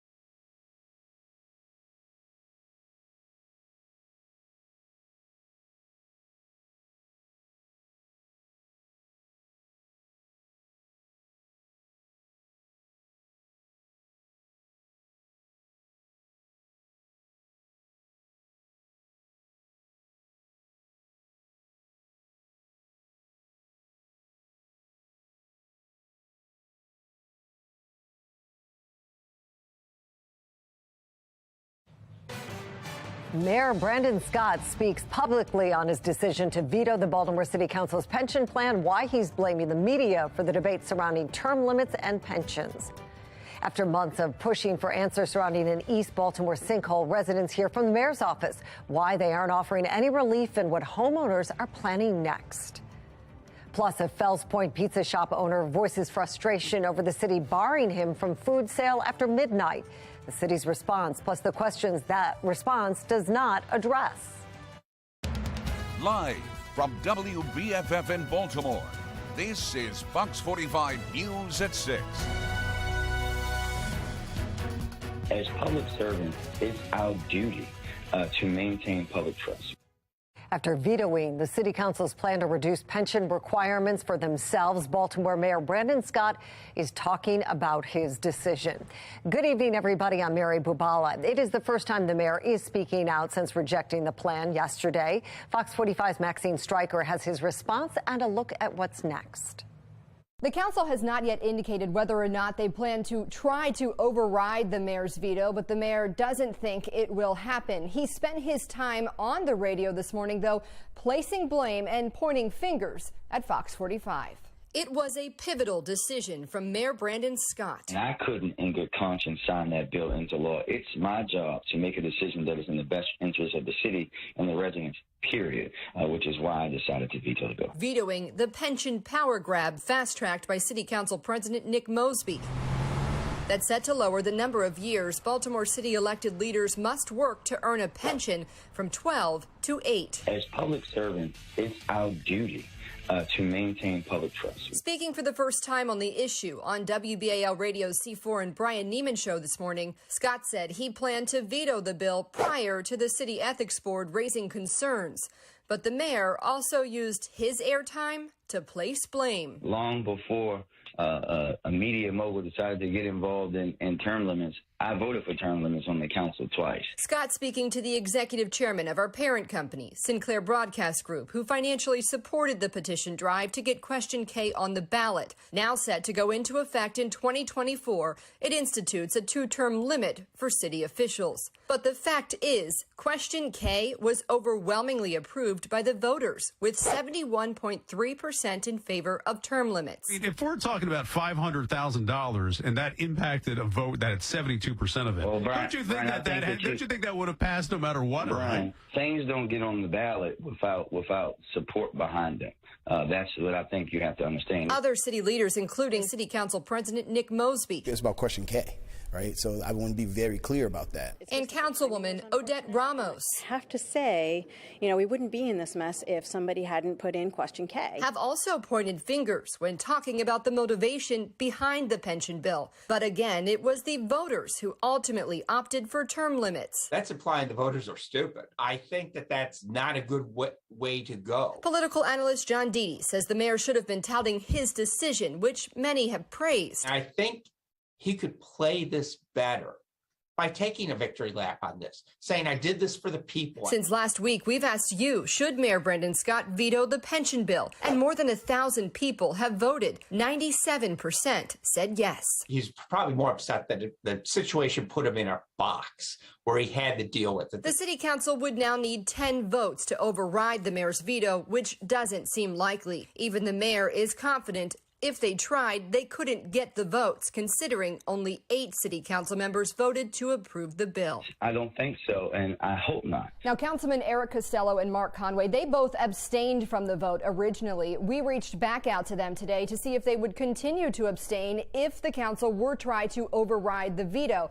Conway told us that he would now vote no, given the Ethics Board's findings that were released this week. And Councilman Eric Costello said that he would continue to abstain from the vote. In Baltimore, Maxine Stryker, Fox 45 News. It took about 3 weeks from inception for the city council to pass this bill. For comparison, a new ordinance cracking down on illegal dirt bike riding and stunt driving took more than 6 weeks to get a final decision from the mayor and the city council. Bills targeting gun violence in 2020 took nearly 3 months to get a final vote. Well, police say a gun was found this afternoon at Carver High School in Baltimore City. Police tell Fox 45 News 2 students have been taken into custody in relation to this. This is the 8th gun police have found on city school campuses since the start of the school year, ahead of last year's record-setting pace. Well, police are also investigating a shooting in East Baltimore's McKelderly Park neighborhood, not far from Johns Hopkins Hospital. A 26-year-old man was shot, according to officers. He's currently in the hospital. The shooting happened about a block from a Safe Streets site just outside of the McKelderly Park catchment zone. Well, residents are still looking for accountability from city leaders 5 months after a sinkhole destroyed several homes in East Baltimore. The city is denying one man's claim for damages, despite the collapse of a 115-year-old storm drain leading to the sinkhole. The reimbursement refusal coming straight from the office of Mayor Scott. The city claims there needed to be prior knowledge of the problem. How do I know that there's a pipe running underneath the properties? I don't know that. So if I had x-ray vision or see through the ground or could see the future, possibly, yeah, I could have let you know. But that's just unbelievable. Sinkhole victim Quentin Bell says he's still paying his mortgage on a home that literally no longer exists. But the families affected plan to appeal the city's decision in court. In the past year alone, the city has reported at least 3 major sinkholes, all due to aging infrastructure. Well, the owner of a Fells Point pizza shop continues to press city leaders after he was denied a permit to sell food after midnight. Fox 45's Alexa Ashwell has that story. For more than a week, we've been working to get answers for a local restaurant owner who says he's being forced to sell his business because the city denied him a permit to sell food past midnight, which accounts for about 70% of his business. All right, Emma. For Zion Grayville, his days of owning Brick Oven Pizza here in Fells Point appear limited. You're taking away now food for my kids. You're taking away food for my family. Just last week, Grayville showed Fox 45 News a copy of a letter he received from Baltimore City's Department of Finance that upheld the city's decision to deny his request for a permit to sell food past midnight. Roadblocks he says he never anticipated, as this pizzeria has been feeding the late-night crowds for years. 70% was the sale was after midnight, and then they took it away. Grayville says the city's reasons included pushback from the community due to concerns about trash and crime. They talk about crime. Two issues the city has struggled to control here in Fells Point over the past couple of years. The violence and chaos at one point even leading to dozens of businesses to threaten to withhold tax revenue. Fox 45 News questioning the city on why he was denied a permit. Also specifically asking the mayor's office and Councilman Zeke Cohen, who represents Fells Point, how does the city justify denying a permit to a small business owner due at least in part to its inability to control crime? And how does the city justify allowing neighboring businesses to continue selling alcohol past midnight, but not allowing a pizza shop to sell food past midnight? Last week, Cohen responding in part, "We will continue to facilitate conversation and then follow the lead of our partners in law enforcement and community." But so far, nothing from the mayor's office. I'm as a young guy from Israel, have a dream to open my first restaurant. We have not yet heard back from the mayor's office. Again, Brick Oven Pizza now up for sale. In Baltimore, Alexa Ashwell, Fox 45 News. Well, you could save some money if you're using rideshare services this holiday season. Any Maryland Lyft customer will have $5 ride credits available for one ride every weekend through January 1st. This comes in partnership with the Maryland Highway Safety Office, trying to cut back on driving under the influence this year. More than 15,000 Marylanders were arrested for DUIs in 2021. The Supreme Court says President Biden's plan to cancel some student loan debt will remain blocked, but justices will take up the case this winter. Now, the court's decision to hear arguments means a decision on the legality of his plan will be made by late June, when the extended pause on loan repayments is set to expire. About 26 million people had applied for student loan relief before the recent court battles. Now, the U.S. Senate has signed off on a bill to end the threat of a rail strike, but left out a key measure backed by progressives to offer paid sick leave. It was a major demand for rail workers, causing division within the Senate. You have people who are doing dangerous work, people who have come down with COVID, people who have kept this economy going. In my view, it would be an absolute outrage if these workers did not get at least 7 days paid sick leave. So one legitimate question is being asked now, are we about to do something where Congress will forever be settling the disputes through congressional action? I think that's a bad precedent and something that resonates with me. Well, the bill heads to President Biden's desk. He has promised to continue fighting for paid sick leave for all U.S. workers. Mary? Kai, thank you. Well, the UN is launching a formal investigation into human rights abuses in Iran after weeks of demonstrations have left at least 400 people dead. The latest death coming Tuesday night after the U.S. defeated Iran in the World Cup. An Iranian protester shot in the head by security forces while celebrating his team's defeat. Thousands of Iranians cheered for the U.S. against Iran, seeing it as a way of protesting the country's Islamist regime. Well, another former Trump aide called to testify about the 2020 election, why investigators are focusing on a closed-door meeting in December of that year. And we are looking at a blustery end to the first day of December. Feels like we're in the low to mid 30s right now. I'll let you know exactly what to expect as we head into the weekend in a couple of minutes on Fox 45 News at 6. Republicans threatening to withhold Pentagon funding over military vaccine mandates. I'm Scott Thuman in Washington with what they're demanding now and the problems that could follow.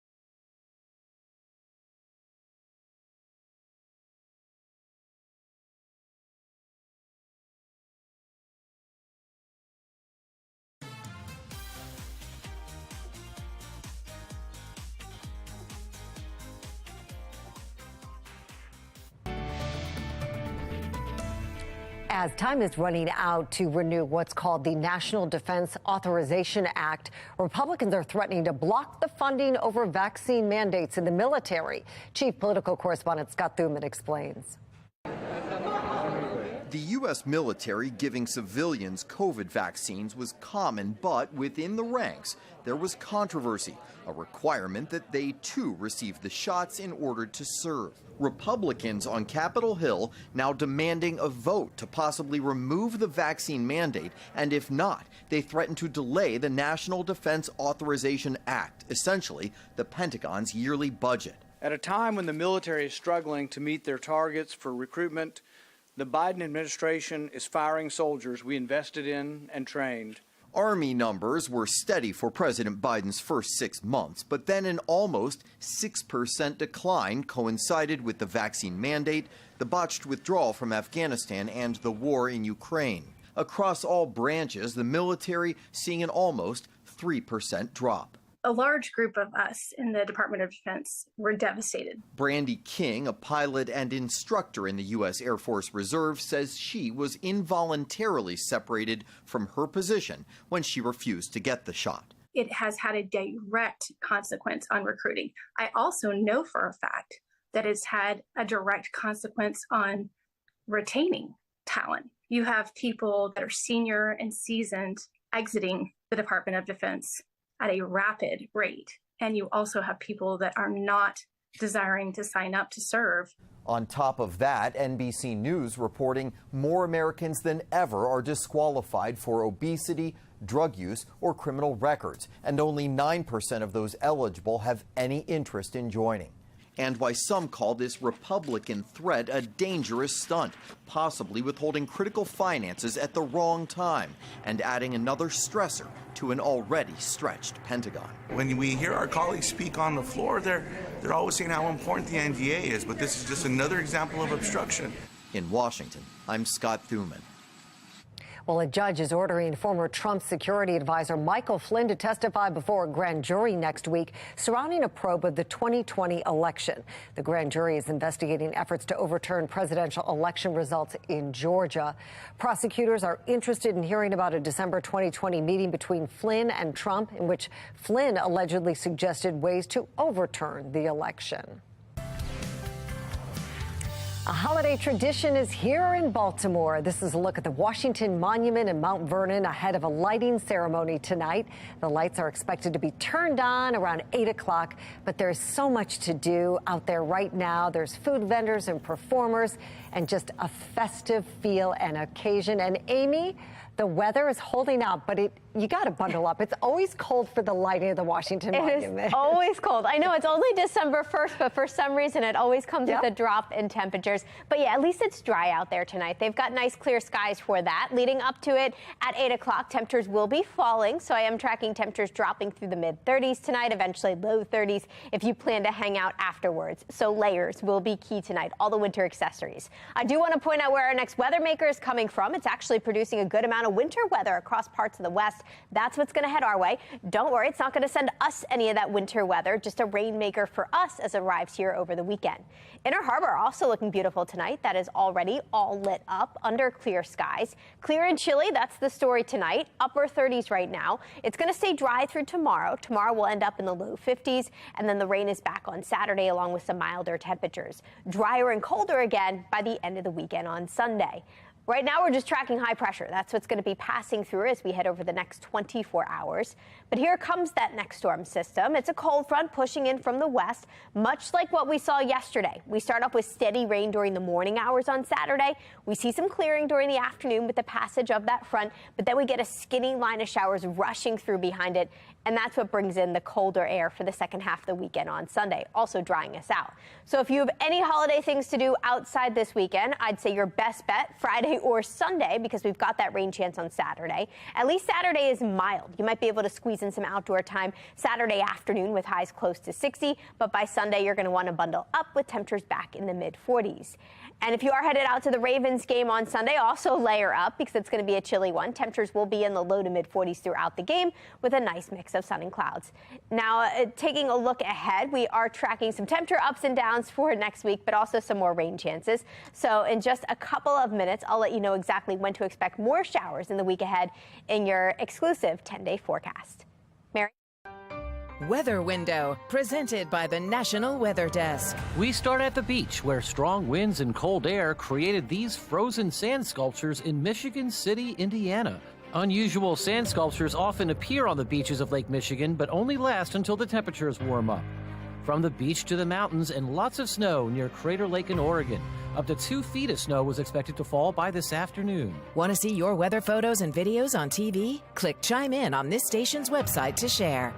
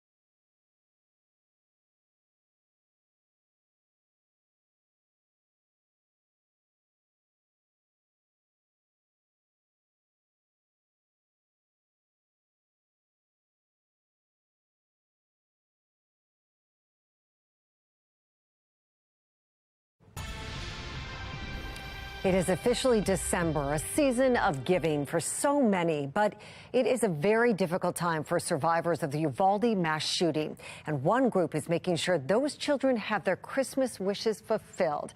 Amanda Henderson from our Sinclair sister station in Austin, Texas, explains.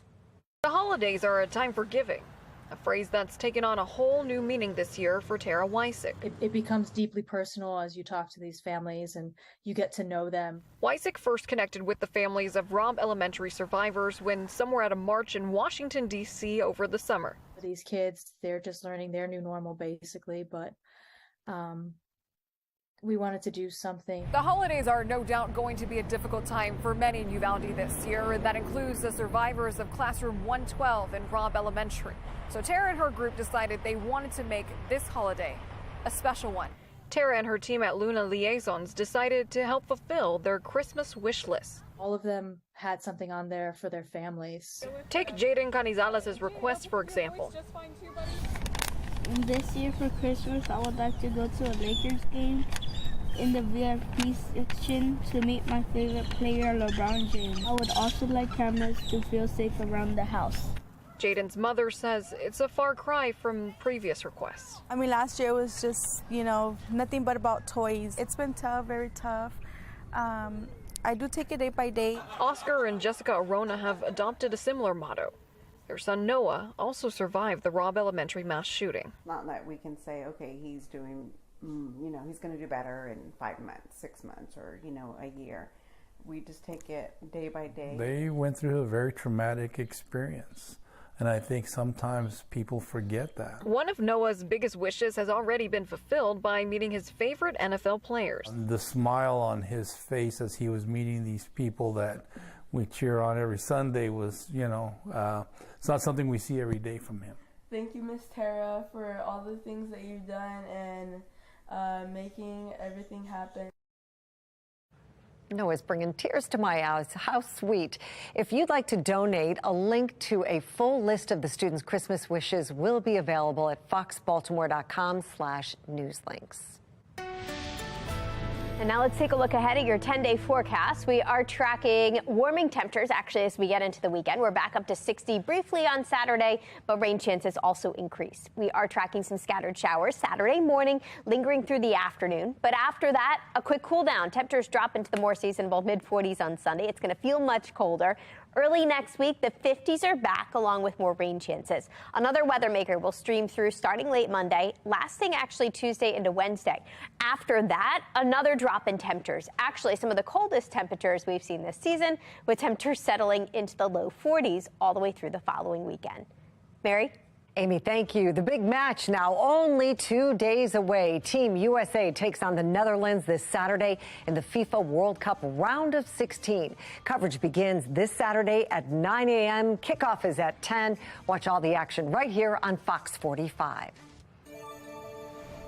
And finally tonight, Ravens tight end Mark Andrews will pay heartwarming tribute to a fellow type 1 diabetes patient on the field this weekend. It is the NFL's My Cause, My Cleats weekend. And Andrews is rocking cleats inspired by this patch designed by 9-year-old Ravens superfan Grace Myers. Andrews has lived with type 1 diabetes since he was Grace's age, and he wants to be a role model for children to follow their dreams despite the disease. His cleats will support the JDRF, the world's largest diabetes nonprofit. Way to go, Grace and Mark. That's all for Fox 45 News at 6. Family Feud is next. We'll see you back here for the news at 10 tonight. Thanks for watching. Have a great night.